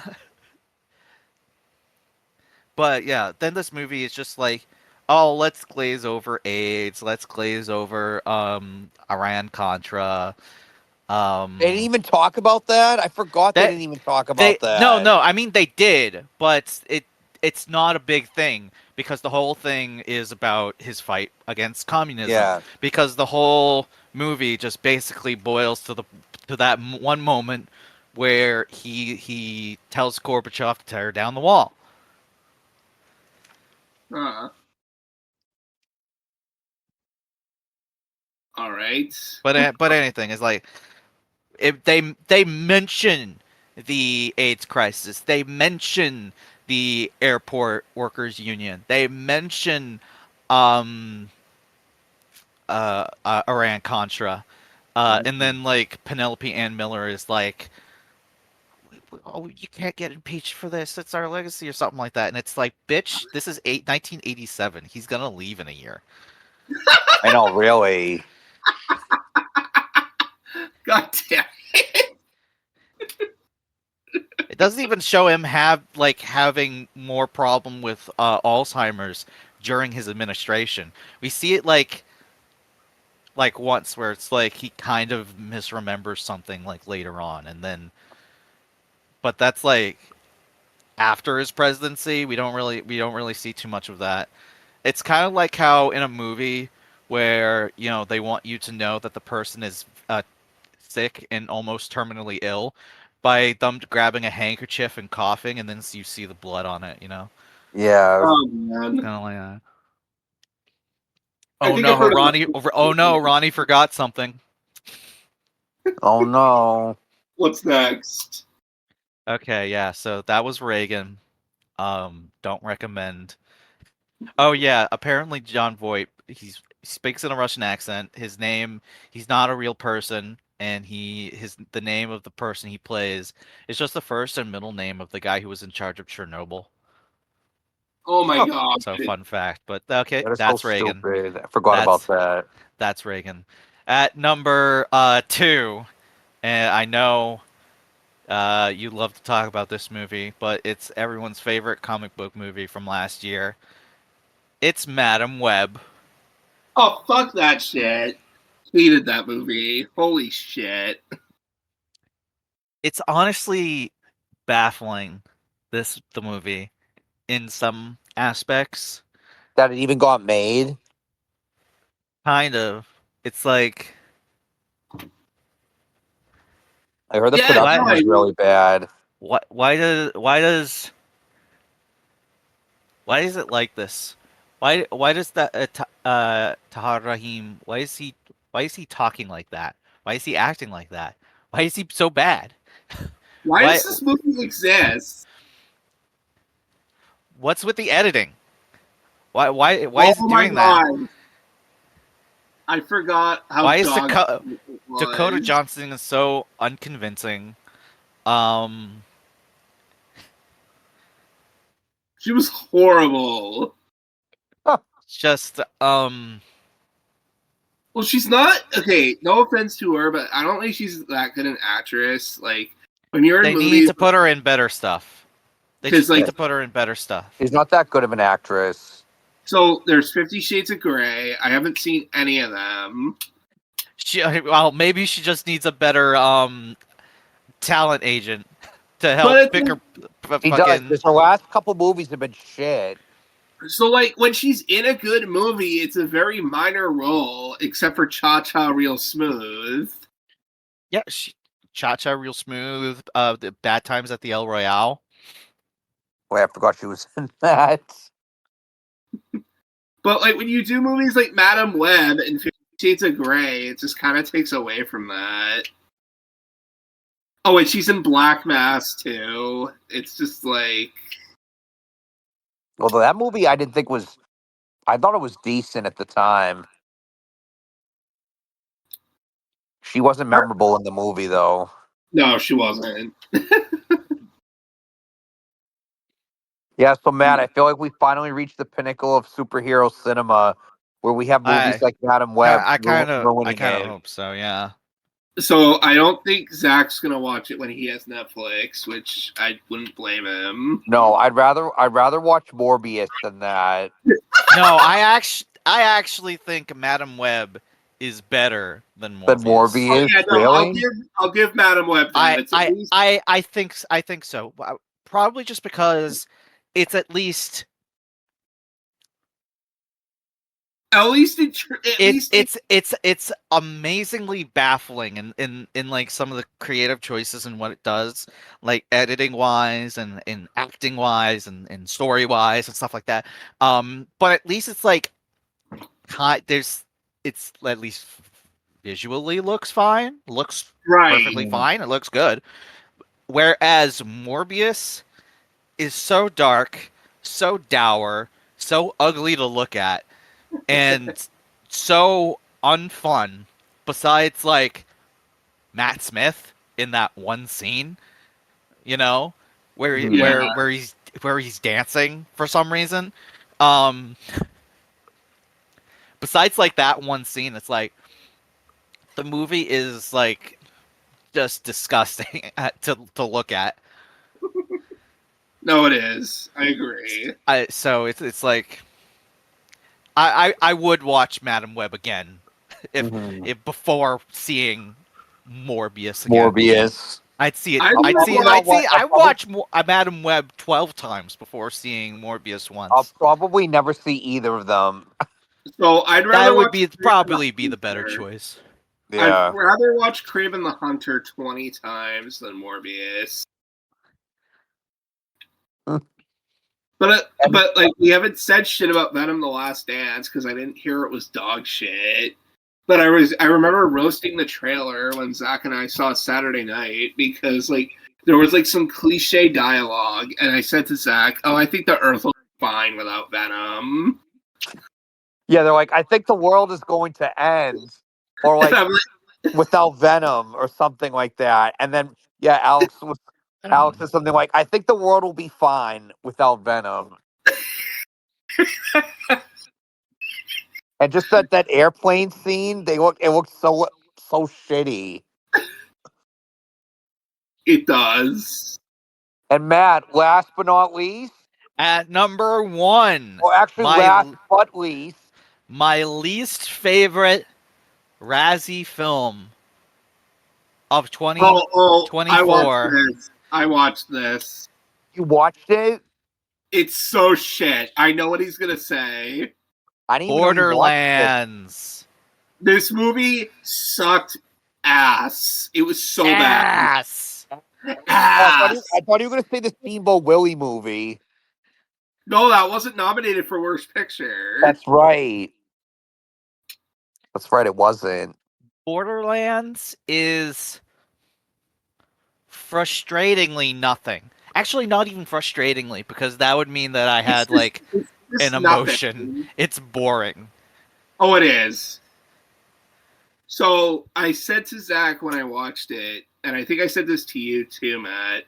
You know your movie sucks when a fucking robot voiced by Jack Black is 10 times more annoying than Kevin Hart.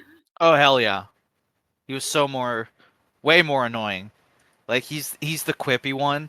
Meanwhile, like, Kevin Hart is the one that's trying to be the sort of dashing action hero kind of role. And usually that's which I mean, fine for him to try to take on the role, but I mean, I don't know. He probably would have been better as the kind of quippy the quippy guy. I don't know. Yeah, no, I get what you're saying. I don't know. Everyone kind of sucks in this movie. But This especially probably should have just stayed a video game. Especially Kate Blanchett, and she's a great actress, but she was fucking horrible. She was horrible, but I mean, she's not like the worst thing in the movie. No, Because at least she's kind of like going into it. It feels like she knows, like, oh yeah, I know the type of movie that I'm in right now. so is it just me? I know I'm in it because I lost the Oscar.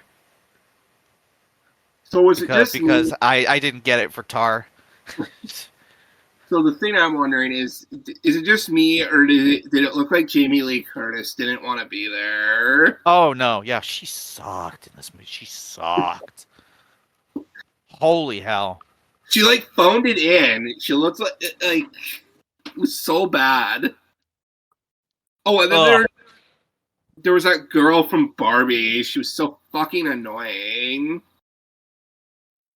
Like that teenage girl from Barbie. Yeah. I forget what her name is, but Yeah, just like I feel like there was a bunch. There was like they had like Oscar winners in that movie. I'm just like, oh, like no, Jamie Lee Curtis. This is your post-Oscar win movie, really? Well, here comes the supporting actress curse. Yep, the supporting actress curse continues with a vengeance. I think we've talked about it. How the best supporting actress winners usually either end up not ending up doing anything after they win, or they do completely shitty, crappy movies. At least for a bit, you know. Yeah, for like a 5 to 10 year period. Yeah. And this movie was directed by fucking Eli Roth, which he's made some really shitty movies in the past. Yeah, you could say that again. So this should have been a red flag. Yeah. I mean, I think I've talked to our mutual friend who works at a movie theater, and I know Matt, you work in one too, but he said it was only there for like 2 weeks and then it was gone. Yep, same. It was only there for 2 weeks, and then which bye-bye. I think is like the supposedly for like a movie like that's in so many theaters. I think a minimum is like 2 weeks. Yeah, it got shit onto streaming. Like literally shit. It got literally shit onto streaming. Yeah, like Alex, wasn't it out from a butt? Less than a month it was on VOD. Shit Is that from what a you were butt. gonna say to me? Yeah. Shit. It was on VOD less than a month after it came out. Shit from a butt. That's the quickest I've seen a movie come out in streaming since what was it, Alex? That movie that we saw at Target that we were like so shocked they had a DVD for it. It was what was it, the 355? Oh yeah. Because that came out. That movie, The Companion, is currently streaming on on Apple TV.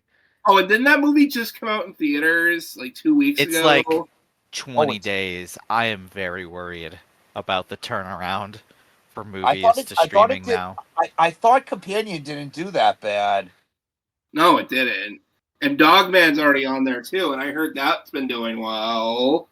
Yeah, I don't know what's going on with that. Remember, I talked about this like 5 or 6 pods ago that this was becoming a problem, and it seems like it's getting even worse. Yeah. And I think Sonic 3 came out on Paramount Plus today. It did, and you called it right before your birthday. It would be on there. Yeah, right before my birthday, and I'm like, maybe I should stop. I didn't see this one, but I'm like, I'm gonna think twice to see a Paramount movies now in theaters. Yeah, absolutely. But yeah, the Razzies. That's I appreciate, Matt, you survived seeing all of those. All right. So if all of you want to watch any of these movies, which I recommend you don't. Which I mean, I recommend you don't. Why would you? Is something wrong with you? Did someone hurt you? Did they leave you? Did someone piss in your Cheerios? Yeah. Did someone break your heart? Why are you doing this? Why would you do this to yourself? Why am I asking hypothetical questions like I'm fucking Tucker Carlson? There are pictures of me naked online. Who did this? Why would you look for these? There's not a lot. I forget how that video went.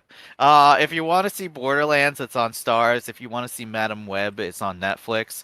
If you want to see Reagan, it is on rent on all the big platforms for about $6.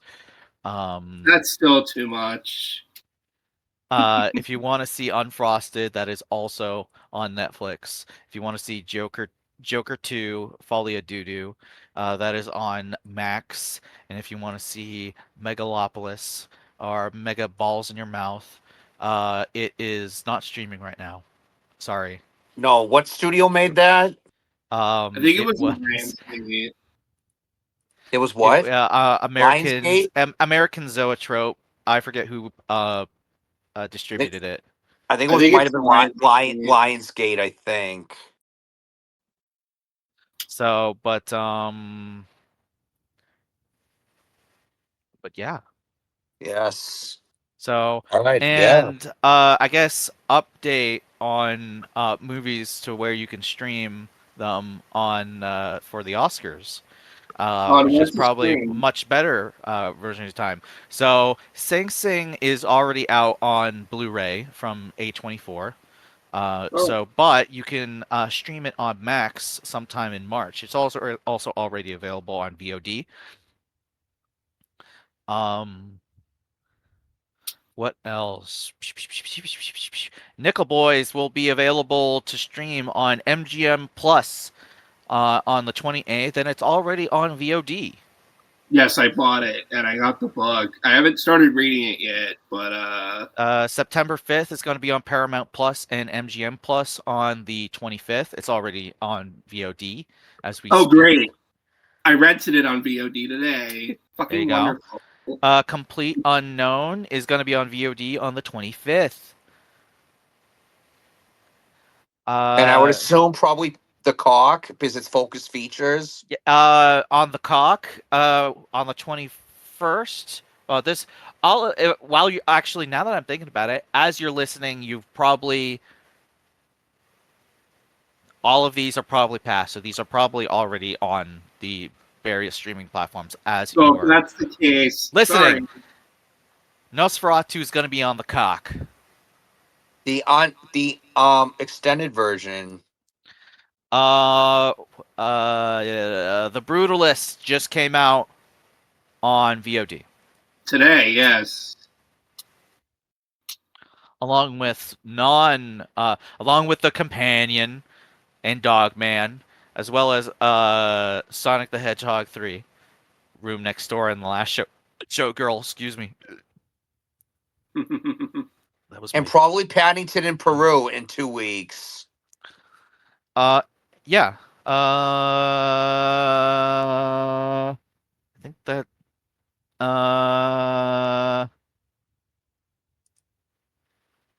Yeah, I think this is a good place to stop. yeah.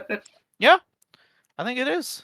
Enjoy the Oscars if you watch And them. yes, by the time you hear this, the Oscars are probably playing, maybe, or maybe they've already played. I don't know. Well, yeah, no, the plan was to do this when the Oscars were on again. I mean, to record again after the Oscars. So, yeah, we'll recap that in 2 weeks. Fuck. What if... All right, so get your game on. What are you going to say when Emilia Perez wins Best Picture? It won't, but I hate my life. No, you're going to say... Ass. Oh, ass. Oh, yeah. Ass. Ah, jeez. All right, good night to all our viewers. Ass.